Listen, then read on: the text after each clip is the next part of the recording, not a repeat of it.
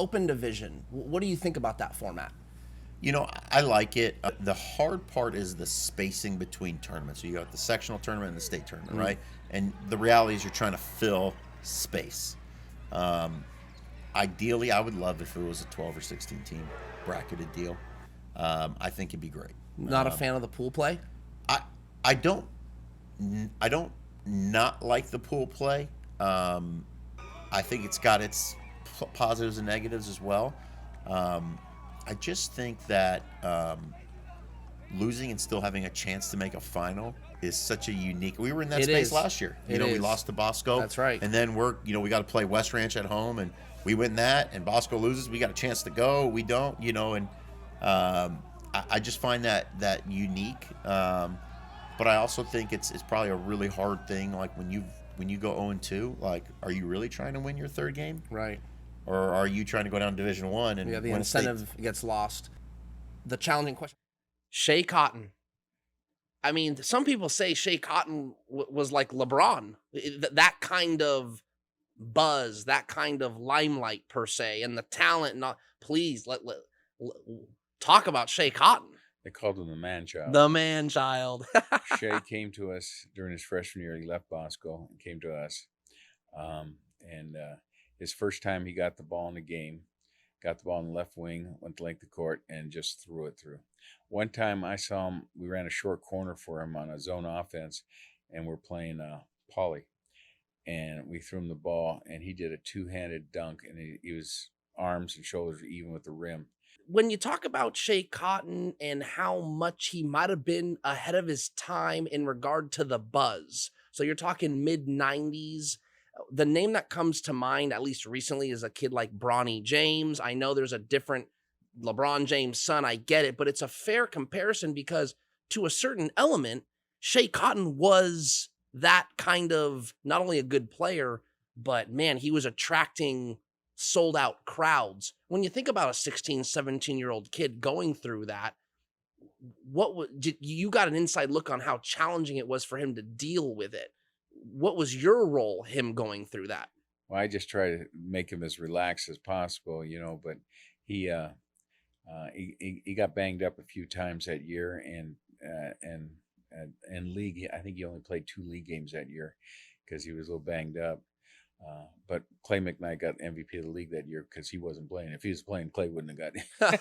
Okay. But you know, he just went through a lot, and he took things hard. He wanted to be perfect all the time in a game that can't be played perfect. Bob and I used to say that. We all strive for perfection, but it's something that can't be played perfect. And I think he felt just way too much pressure. And being on the cover of Sports Illustrated as a sophomore in high school probably didn't help. As fantastic as it sounds, there was kind of a flip side to that. It's so funny you bring it up. You're like the best guest because I got that right here as a segue. The trainer, the skills trainer. We see it a lot with the boys, certainly with the girls as well. And there seems to be a difference in, I don't know if you want to call it philosophy, maybe the expectation far exceeds the talent sometimes. And so you got trainer skilling up the player. Hey, coach, that player now thinks that should be they should be your starting shooting guard. And you're like, you're like my second or third person off the bench. Talk a little bit more about what those conversations are like with the player and maybe with the parent. Well, and this was my parent meeting this year. I would love to put 10 trainers in the room and ask the question, how many minutes do you spend talking about defense? How many minutes do you spend talking about getting another player open and how you're going to do that? And how many minutes right here. do you spend dribbling the ball between your legs, right? Yeah.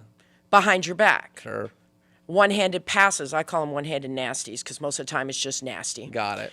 How many minutes do you spend on that? Because that's where I've watched girls from being great players to being poor players. Because you don't see really good passing. Like that's what they used to say about girls. Gosh, they can really shoot. They can really pass. High basketball IQ. That's not what I would say about the better players now. I would say, boy, they can handle the ball. Boy, they can get to the rim on the bounce. Boy, right. they can shoot threes. But I wouldn't say all the other things we used to commend women's basketball about. Does that bother you? Well, in a team system, of course. In a team system. Sure. I mean, I talk about it all the time. One of the best shooters I ever had in my program didn't play a minute. She could shoot the ball great, but then you put a defender on her and you put 8 other kids on the floor, then what? It's different. And so that's what I would love for us to get back to, is for kids to have a high basketball IQ, understand the game. If I'm not mistaken, Stanley Johnson is arguably the most decorated high school basketball player in California, 4 straight CIF state championships, and all 4 at the highest level.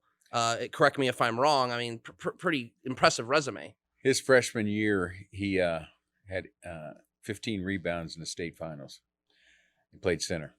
His sophomore year, he played forward for us, was our leader and scorer and what have you. His junior year, he played shooting guard for us. He worked so hard in the game. He'd practice in the morning, practice with us, and then go and work out. A lot of times he worked out with Kobe. And then his senior year, he played point guard. So Wow. he played all 4 spots for us, and I think it's really helped him when he was being a pro, handling the ball and what have you. Stanley just had a passion and a love for the game. And he was going to stay a second year at Arizona, but his mother got cancer and was dying. And he wanted his mom to see him sign with the pros, so he decided to go out that first year. Funny thing about it was Stanley was all set to go to UCLA. Wow. He loved Ben Helen. Loved Ben Helen. Oh, Ben could recruit. His classes were really, really, really good. And he was all set to go to UCLA. And then Ben got let go, and he went with Sean, which wasn't a mistake. Sean does a good job. And so it worked out good for him. Talk about social media. We upset Montrose Christian in the Iolani tournament, in the championship game, and they were number 1 in the country. If that happened now, it'd be all over. But that team had 2 pros, Kevin Durant. So I coached the McDonald's game that year. Yeah, Kevin yeah. was on our team, and we won the game. And then when we got back to the hotel, Kevin's mother was there, and she brought me in and introduced me to her family.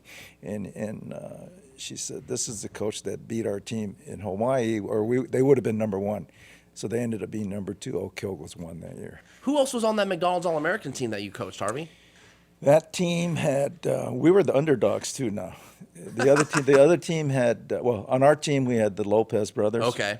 We had Spencer Haas, Durant, DJ Augustine, Darrell Arthur, and we had the current Duke coach John Shire. Okay. Yeah.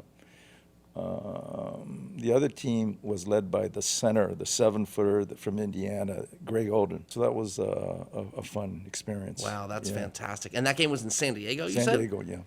Can you talk a little bit more about that? What was it like coaching a McDonald's All-American game? I don't think California's had that. Man, I know Derek Taylor's done it Yeah, from the city Derek section. has done it. I think Gary McKnight's Gary, maybe done it yeah. once, maybe even twice. Yeah. But it's a short list, Harvey. Yeah, no, that was it was fun. We were there for a week.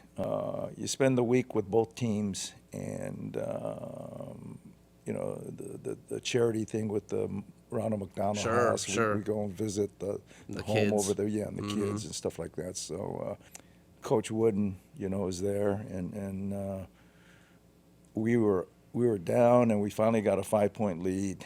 And so I'm standing up yelling at one of our guys about, with 2 minutes to go, if we don't have a good shot, kind of just hold it if you want to win. And Wooden said to me, "Sit down, coach, and light up the cigar. You're a winner." Russell Westbrook, I mean, big name. Everyone knows who he is. Let's go a little deeper on what he was as a high school player. See, nowadays, Coach, you'll know this.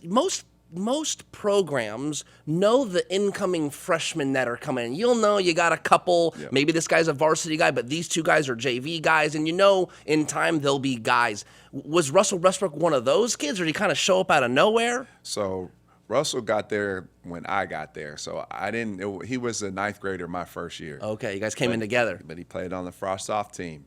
So Russell played on the Frost-Off team, and we kind of watched him a little, and, we invited him to a practice. So when the season was over, we moved him up to kind of have him practice. And we saw him on a Monday, like, "You need to come to practice today."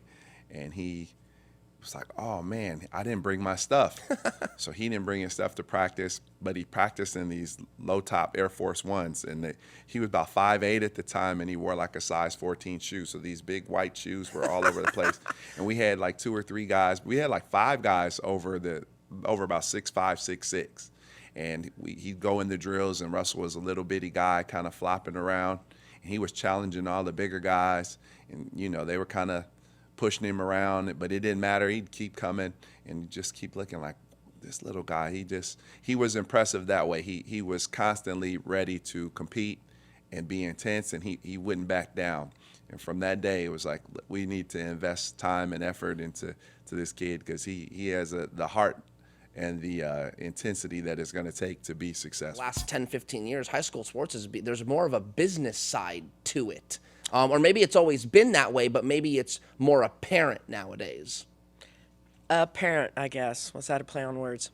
Yeah, good point. Yeah. Yeah. I think it is business. It's a bit when you're talking about parents that are trying to get the education at the next level paid for. Because you look at most of the universities, we're talking about $20,000 to $100,000. That's a lot of money a year. So they're trying to get that component done, you know, and then moving on. And so I understand that. So I think it's twofold. I miss the community aspect.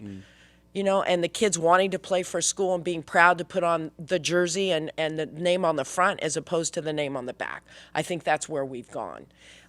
So it makes it difficult as an educator, because back when I started coaching for the first 20 years, we all worked at the school. We all taught classes. We were all part of the community. And I think that whole scenario has gone away, even down to, you know, when you go to games now and you look at how people dress, coaches are dressing as opposed to the way they dressed the first 30 years of my career. You very rarely see a coat and tie. You very rarely see slacks and a sweater or not. You know, it's They're in a jumpsuits. jumpsuit, yeah. It's jumpsuits, and part of that, you look at COVID and the colleges going that direction because there were nobody there, so they would just wear what's comfortable. So now it's about what's comfortable. And don't you think that's what it is in general? It's about what's comfortable. Guys that you coached against in high school. I'm sure there's a laundry list of guys. God, I would say we were in a tournament, and we weren't playing this team, but we were watching because this team was playing for the championship. Unbelievable performance, and it was Paul Pierce. Oh, yeah, he was just. I think they were playing Dominguez in the finals at Long Beach State, and you could just, I mean, this guy was just unbelievable. what was so good about him? What stood out? Well, he was so cold-blooded that, he's making tough shots after tough shots. Just totally focused, and, his whole demeanor was of toughness. I remember being at games, and there's always a soda can on the scorer's table. It was like a Gary McKnight trademark. However, that's not the case anymore. Touch on the soda can. Diet Coke, not Diet Pepsi, Diet Coke. And I was drinking up to 20, 25 a day. And I drink 5 at practice. And I have diabetes. And so everybody always said, well, drink diet drinks if you're going to have diabetes. Well, it turns out the sodium in there was giving me cellulitis in the legs. And I spent a couple of times in the hospital with cellulitis. And so I just said, finally, my wife said, you got to change. So I now drink black unsweetened iced tea, water, and leave it at that. The question I'll ask you is, okay, you are the number 1 seed in the open division, and it's, let's say they go to 16 teams or what have you, and you get upset. Yeah. You're cool with just that's it? Your season's just over? I think there's a level of reality to that. Okay. I think that's part of the everyone watching's like, yeah, your season's over. The allure of the playoffs, sure, right? Sure.